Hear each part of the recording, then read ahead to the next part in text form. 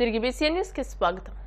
నామినేషన్ల పరిశీలనలో వైసీపీకి చెందిన న్యాయవాది పెద్ద తప్పే పట్టుకున్నారని మున్సిపల్ చైర్మన్ జేసీ ప్రభాకర్ రెడ్డి ఎద్దేవా చేశారు. అనంతపురం జిల్లా తాడిపత్రిలో నామినేషన్ల పరిశీలన అనంతరం ఆయన బయటకు వచ్చి మీడియాతో మాట్లాడారు. బీఫామ్లో తెలుగుదేశం అనే పదంలో ఇంగ్లీష్ అక్షరం తప్పుందని వైసీపీ లాయర్ అభ్యంతరం వ్యక్తం చేశారు. తాడిపత్రిలోనే కాకుండా 175 నియోజకవర్గాల్లో కూడా ఇదే తప్పు ఉంటుందన్నారు. తాడిపత్రి పదంలో కూడా ఇంగ్లీష్ అక్షరం తప్పుగా ఉందని, అక్కడ నామినేషన్ వేసిన అందరివి తప్పే ఉంటుందని ఆయన వివరించారు. పెద్ద మిస్టేక్ పట్టుకున్నాడు. ఆయన ప్రకారం అయితే గెజెట్ లో ఏముంది తెలుగుదేశం, అది స్పెల్లింగ్ మిస్టేక్. కానీ మాకు బీఫామాలు ఇచ్చినటువన్నీ తెలుగుదేశం అన్నది. ఆ రోజు స్పెల్లింగ్ మిస్టేక్ అంటే మొత్తం 175 పోవాలా. మా సుప్రీంకోర్టు వకీలు మేధావి గెజెట్ నోటిఫికేషన్ లో ఉన్నాడు. అట్లయితే మేము ఒకటి రేట్ చేసినాం, తాడిపత్రి అయి లేదు, అందరూ రిజెక్ట్ చేయమని. తెలివి ఎక్కువ చూపిస్తారు. రాష్ట్రంలో ఎన్డీఏ ప్రభుత్వం రాబోతుందని, చంద్రబాబు మళ్లీ ముఖ్యమంత్రి కావడం ఖాయమని మాజీ ఎమ్మెల్యే బైరెడ్డి రాజశేఖర్ రెడ్డి అన్నారు. నంద్యాల టీడీపీ ఎంపీ అభ్యర్థి బైరెడ్డి సబరి కార్యాలయంలో టీడీపీ క్రిస్టియన్ సెల్ జిల్లా అధ్యక్షులు భాస్కర్ ఆధ్వర్యంలో 6 గ్యారంటీల పథకాల పోస్టర్లు విడుదల చేశారు. అనంతరం ఆయన మాట్లాడుతూ జగన్మోహన్ రెడ్డి పతనం మొదలైందన్నారు. నేతల చిరాస్తి అజెండానే వీళ్ళది. ఆస్తులు పెంచుకోవడం తప్ప ఇంకోటి కాదు. ఎంపీ పోచా జాడెక్కడ మేము చెప్పినామా? ఇటువంటి మహానుభావుల వల్లే ఈ రాయలసీమ నాశనం అవుతుంది. ఇంకా ఈడ చూడు, ఈడ ఫ్యాక్టరీ ఉందో ఒకటి. ఈ పొల్యూషన్, విపరీతమైన పొల్యూషన్. ఇక్కడ చాలామంది తక్కువ వయసులోనే చనిపోతున్నారు ఈ నంద్యాల పట్టణంలో ఈ పొల్యూషన్ గురించి. దాని మీద ఏం చర్యలు తీసుకున్నారు మీరు? కెమికల్ ఫ్యాక్టరీస్ పెట్టి ఏం చర్యలు? కుందు నదిలో అయితే చేపలకి ఇప్పుడు అన్ని చచ్చిపోతున్నాయి. ఆ విషము అక్కడ ఆ దాంట్లో చేరి మీరు ఏం చేశారని అడుగుతున్నాను నేను. గోర్కల్లు రిజర్వాయర్ కుంగిపోతే మీ దగ్గర ఫండ్స్ అనేటివి లేక గ్రీన్ కోవాన్తో డబ్బులు పెట్టించి దాన్ని కొంచెం రిపేర్ చేశారు. అది ఎప్పుడోసారి కుంగిపోయేది ఖాయం. అన్ని నిలబడిపోయినాయి.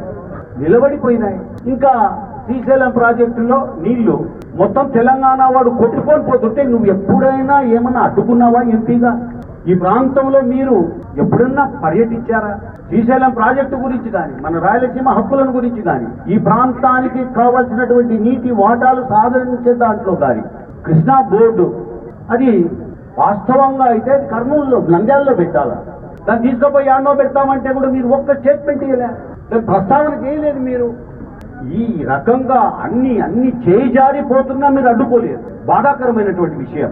మీ రియల్ ఎస్టేట్ దందా, మీ ఆస్తులు, మీ విత్తనాలు, ఇవి తప్పక వేరే కథనే లేదు. ప్రజలకు ఒక్కటి కూడా చేయలేదు ఈయన.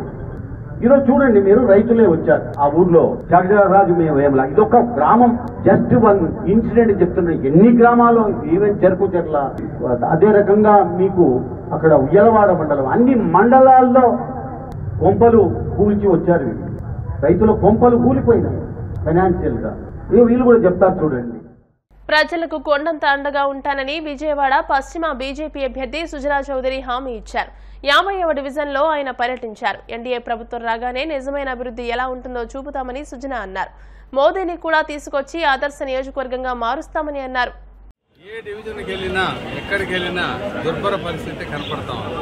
ఈరోజు 50వ డివిజన్కి వచ్చాం, పొద్దు నుంచి తిరుగుతూ ఉన్నాం. ఇప్పుడు మీరా గారు కూడా చెప్పినట్లుగా ఇక్కడ ఏమిటంటే సమస్యలకి డివిజన్ టు డివిజన్ సమస్యలు పోటీ పెడితే ప్రతి ఒక్కళ్ళు అందులోనే పోటీ పడాలి. తాగునీటి సమస్య పూర్తిగా ఉంది, డ్రైనేజ్ సమస్య విపరీతంగా ఉంది. కలుషితమైన నీళ్లు వస్తున్నాయి అంటే డ్రైనేజ్ వాటర్. ఫోన్ ట్యాపింగ్ అంశంలో మాజీ సీఎం కేసీఆర్ పై అడ్వకేట్ అరుణ్ కుమార్ హైదరాబాద్ పంజాగుట్ట పోలీస్ స్టేషన్లో మరోసారి ఫిర్యాదు చేశారు. ఇటీవల ఓ టీవీ ఇంటర్వ్యూలో కేసీఆర్ మాట్లాడుతూ ఫోన్ ట్యాపింగ్ విషయం చాలా చిన్నదనే విధంగా మాట్లాడారని తెలియజేశారు. కేసీఆర్ హయాంలో చట్టవిరుద్ధంగా ఫోన్ ట్యాపింగ్లు జరిగాయని ఆరోపిస్తూ ఇదివరకే ఆయన పంజాగుట్ట పోలీస్ స్టేషన్లో ఫిర్యాదు నమోదు చేసినట్టు తెలిపారు. 3 రోజుల క్రితం తన సొంత మీడియాలో కేసీరావు గారు టెలిఫోన్ ట్యాపింగ్ గురించి ప్రజలను తప్పుదోవ పట్టించే విధంగా మాట్లాడడం, ముఖ్యమంత్రికి ఏం సంబంధం అని చెప్పడం జరిగింది. ముఖ్యమంత్రికి సంబంధం లేనప్పుడు ప్రణీత్ రావు, ప్రభాకర్ రావు ద్వారా వచ్చిన ఇన్ఫర్మేషన్ ఏ విధంగా ఉపయోగించుకున్నప్పుడు ఆయన అఫెన్స్ చేసినట్టే కదా. అదే కాకుండా ఆయన కుమారుడు సోషల్ మీడియా ప్లాట్ఫామ్స్కి నోటీసులు ఇవ్వడం జరిగింది. నేను పాల్గొని నేను మాట్లాడిన ఏదైతే రిమాండ్ రిపోర్ట్ల ఆధారంగా నేను మాట్లాడినో వాటి ఆధారంగా లీగల్ నోటీసులు జారీ చేయడం జరిగింది. ఒక విట్నెస్గా నేను ఒక ఫిర్యాదుదారుని, నేను ఒక విట్నెస్లను భయకంపితులను చేసే విధంగా లీగల్ నోటీసులు పంపడం కేటీఆర్ హద్దు దాటడమే కదా. టెలిఫోన్ ట్యాపింగ్ ఏందో చెప్పకుండా లీగల్ నోటీసులు ఇష్యూ చేయడం సోషల్ మీడియాని ప్రభావితం చేసే విధంగా. మీరు మాట్లాడుతున్న మీడియాని మేము ఏ రోజు కూడా యాంటీ సోషల్ మీడియా అనలేదు కదా. మరి సోషల్ మీడియాకు మీకెందుకు అంత భయం? మీరు తప్పు చేయనప్పుడు ఎందుకు లీగల్ నోటీసులు ఇష్యూ చేసి భయం కల్పించే వాతావరణాన్ని పురిగొల్పుతున్నారు? సైలెంట్గా ఉన్నాం మేము. అయినా సరే మీరు చేసే కార్యక్రమాలు ప్రజల శాంతిని, సౌభ్రాతృత్వాన్ని దెబ్బతీసే విధంగా, సైబర్ టెర్రరిజానికి అనుకూలంగా మీరు చేసిన ఈ కార్యక్రమాలు ఖచ్చితంగా మీరు శిక్షార్హులు. ఖచ్చితంగా ప్రభాకర్ రావు వచ్చినా రాకున్నా, ప్రభాకర్ రావు అక్కడే చచ్చిపోయినా అమెరికాలో, మీరు తప్పించుకోవచ్చు అనే ప్రయత్నం ఏదైనా ఉంటే అది ఎంత మాత్రం చెల్లనేరదు. మీరు ఉపయోగించుకున్న ఇన్ఫర్మేషన్ను మీరు ఏ విధంగా తప్పుడు మార్గాల్లో వాడుకోవడం జరిగింది. ఎన్నో కేసులు అయినాయి, అయినా సరే 2-3 కేసులతోనే కాలం గడుపుతున్నారు పోలీసులు. అది కాదు, ఏ కేసుకు ఆ కేసుకు కాజ్ ఆఫ్ యాక్షన్ వేరు. కాబట్టి ఖచ్చితంగా అన్ని కేసుల్లో ఎఫ్ఐఆర్లు విడుదల చేయాల్సిందే, ఎఫ్ఐఆర్లు నమోదు చేయాల్సిందే, విచారణ చేయాల్సిందే. ఇప్పుడు సంబంధితులందరూ కూడా ఇక్కడే ఉన్నారు. వాళ్ళు మళ్ళీ దేశం దాటిపోయేంత వరకు వేచి చూడకుండా ఇమ్మీడియట్గా వాళ్ళను అరెస్ట్ చేయాలి. సైబర్ టెర్రరిజం అనేది లైఫ్ ఇంప్రిజన్మెంట్ ఉంది. కాబట్టి ఇదేదో మళ్ళీ చెప్తున్నా, చిన్నపిల్లల పుట్టుపంచ కార్యక్రమం కాదు, పెళ్లి తంతు కాదు. కాబట్టి నోటీసులతో కాలయాపన చేయకుండా ముఖ్య నిందితులు ఎవరైతే ఉన్నారో సైబర్ టెర్రరిజానికి పాల్పడి ఇజ్రాయిల్లో ట్రైనింగ్ ఇప్పించి ఆఫీసర్ల ద్వారా ఇన్ఫర్మేషన్ సేకరించిన ఎవరైతే అప్పటి ముఖ్యమంత్రి, మంత్రులు, వివిధ జిల్లాల్లో సర్వర్లు ఏర్పాటు చేసిన వాళ్ళందరినీ కూడా ఖచ్చితంగా కఠినంగా శిక్షించే విధంగా ఇమ్మీడియట్గా చర్యలు ఉండాలి. నేను గతంలో ఇచ్చిన ఫిర్యాదును నేను పోరాటం ముందుకు తీసుకువెళ్ళదలిచిన హైకోర్టుకు వెళ్ళాలంటే నాకు కూడా ఆధారాలు ఉండాలి. కాబట్టి ఫ్రెష్గా నేను ఫిర్యాదు చేయడం జరిగింది. అప్పటి ముఖ్యమంత్రి కేసీ రావు మీద, కేటీ రామారావు మీద, మొత్తం ముఠా మీద, కేసీ రావు 39 మంది ఎమ్మెల్యేలు, ఆ ముఠా మీద పూర్తి స్థాయిలో ఎంక్వైరీ జరగాలి. సామాన్యులకు అబ్యూజ్ ఆఫ్ కాన్స్టిట్యూషన్, రాజ్యాంగాన్ని అవమానపరిచిన ఈ సంఘటన మీద అప్పటి ముఖ్యమంత్రి మీద ఖచ్చితంగా శిక్ష అనేది ఉండాలి.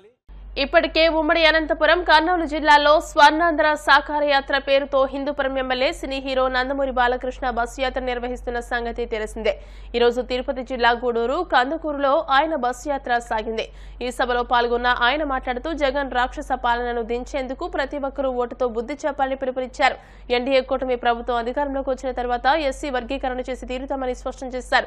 టీడీపీ, జనసేన, బీజేపీ కూటమి అధికారంలోకి రాగానే రాళ్లపాడు ప్రాజెక్టు ఎడమ కాలువ పనులను పూర్తి చేస్తామని హామీ ఇచ్చారు. ఎన్నికల్లో కందుకూరి అభ్యర్థి ఇంటూరి నాగేశ్వరరావును, ఎంపీ అభ్యర్థి వేమిరెడ్డి ప్రభాకర్ రెడ్డిని అత్యధిక మెజార్టీతో గెలిపించాలని పిలుపునిచ్చారు. కూటమి అభ్యర్థుల విజయం కోసం అలుపు సలుపు లేకుండా కష్టపడాలని బాలకృష్ణ పిలుపునిచ్చారు. ఓటు దృష్టితో కాకుండా వాళ్ళకు అభ్యున్నతి కోసం వాళ్ళలో చైతన్యాన్ని రగిల్చుకోవడం మొట్టమొదటిసారి దేశంలోని మైనారిటీస్ ఫైనాన్స్ కార్పొరేషన్ స్టార్ట్ చేసింది నందమూరి తారక రామారావు గారు.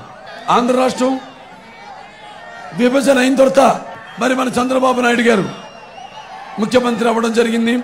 తెలుగుదేశం లేకపోతే మన రాష్ట్రం ఎప్పుడెప్పుడు క్లిష్ట పరిస్థితుల్లో ఉందో మీరంతా ఆదుకుంటూ ఉన్నారు. నాన్నగారు అనేవారు ప్రజల దేవులు సమాజమే దేవాలయం, అందులో నేను ఒక అర్చకుడని. ఎందుకన్నారు? భవిష్యత్తును దృష్టిలో పెట్టుకుని ఎస్సీ ఎవరైతే యువ పారిశ్రామికవేత్తలు ఉన్నారో వాళ్ళకి ఏపీఐఐసి ద్వారా ₹1 కోటి ఆర్థిక సహాయం అందించింది. ఈ మానవుడేమో ఇప్పుడున్న ఏదైతే అంబేద్కర్ విదేశీ విద్య ఉందో దాని పేరు మార్చేశాడు. జగన్ విదేశీ విద్య అంట. ఇక్కడ పెద్ద పుడింగా ఉన్న వ్యవస్థలన్నీ నిర్వీర్యం చేసేసే ఇవాళ చివరికి ఆ గతి పట్టిస్తున్నాడు. తన పేరు పెట్టుకున్నాడు. తెలుగుదేశం పార్టీ అధికారంలోకి వస్తే తప్పకుండా అంబేద్కర్ విదేశీ విద్యను అదే పేరుతో కొనసాగిస్తాం. వీడేం చేయలా, కొనసాగిస్తూ కాదు, అప్పుడే అయిపోయింది. ఎప్పుడైతే 19లో ఎలక్షన్ అయిందో అప్పుడే అన్నీ ఆపేశాడు. ఏవేవైతే ఫైనాన్స్ కార్పొరేషన్లు ఉన్నాయో అది ఎస్సీ, బీసీ, లేకపోతే ఎస్టీ, లేకపోతే మైనారిటీసు అన్నింటి ఖాళీ చేశాడు. గల్లా పెట్టిని ఖాళీ చేశాడు. అప్పుడు మనం తెలుగుదేశం 75,000 కోట్లు మొత్తం అన్ని ఫైనాన్స్ కార్పొరేషన్స్ కల్పించాం. మనం మొత్తం అన్ని ఖాళీ చేసేసాడు. అలాగే రేపు తెలుగుదేశం పార్టీ అధికారంలోకి వచ్చాక మొత్తం ఈ యొక్క కార్పొరేషన్ ద్వారా ఎస్టీ కార్పొరేషన్ అందరికి రుణాలు ఇప్పిస్తాం, ఇచ్చేవాళ్ళం దాన్ని కొనసాగిస్తామని చెప్తున్నాను. ఇవాళ ఒకటే గుర్తుపెట్టుకోండి, రేపు జరగనున్న ఎన్నికల్లో ఒంటరివాణ్ణి అన్నాడు. మరి కోడికత్తి, గొడ్డలి, మొన్న గులకరాయి, అటువంటి నీచమైన రాజకీయాలకి సానుభూతి పొందడానికని అది మనిషే అష్టవంకరలుగా ఉంటాడు. పైనుంచి కింద దాకా ఆపద మస్తకం, లక్షల కోట్ల పక్షకుడు, పక్షపాత రూపకుడు, అవినీతి అర్భకుడు, కుంభకోణాల కేచకుడు, ముఖ్య కంత్రి మహా మూర్ఖుడు, మూతి ముద్రష్టపుడు, రాష్ట్రానికి రావణ పాలకుడు, జన మాన ప్రాణ చోరకుడు జగన్. ఇక అతను అభివర్ణించాలంటే ఇంకా అంతకంటే రేపు ఓటుతోనే మీరు చెప్పాలి. ఇంకా అంతకంటే ఏంటో అన్నాడు కదా, నేనుంటే ఎంత కుర్రతో దుర్మార్గం, దగా మోసం ఉంటుందో చూపించాడు. ఇక ముందు మీరంతా కూడా వాళ్ళ కూటమంతా ఒకటయ్యాము, పార్టీలన్నీ, తెలుగుదేశం అయితేనేమి, జనసేన అయితేమి, బీజేపీ అయితేనేమి, అందరం ఈ కుటుంబ శక్తిని ఎదుర్కొనే శక్తి ఈ ప్రపంచంలో ఎవరికి లేదు లేదు లేదు అని తెలియజేస్తున్నాను. వార్తలు ముగించే ముందు ముఖ్యాంశాలు మరోసారి. కలెక్టరేట్లు, రైతు బజార్లను సీఎం జగన్ తాకట్టు పెట్టారన్న టీడీపీ అధినేత చంద్రబాబు. సరైన మేనిఫెస్టో ఇవ్వలేక జగన్ చేతులు తీశారంటూ ఎద్దేవా.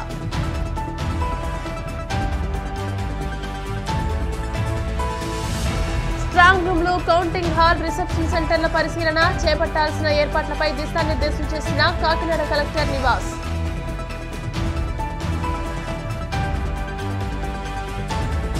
కోనేటిమిట్ట కోదండ రామాంజనేయ స్వామి ఆలయంలో వార్షిక బ్రహ్మోత్సవాలు, విశేష అలంకరణలో స్వామి దర్శనం. గూడూరు, కందుకూరులో సినీ హీరో బాలకృష్ణ బస్ యాత్ర. రాష్ట్ర అభివృద్ధి కోసం కూటమికే మద్దతు తెలియజేయాలంటూ విజ్ఞప్తి. ఈ వార్తలు ఇంతటితో సమాప్తం. మరిన్ని వార్తా విశేషాలతో నెక్స్ట్ బులెటిన్లో మళ్ళీ కలుసుకుందాం. అంతవరకు సెలవు, నమస్కారం. చూస్తున్నానండి BCN న్యూస్.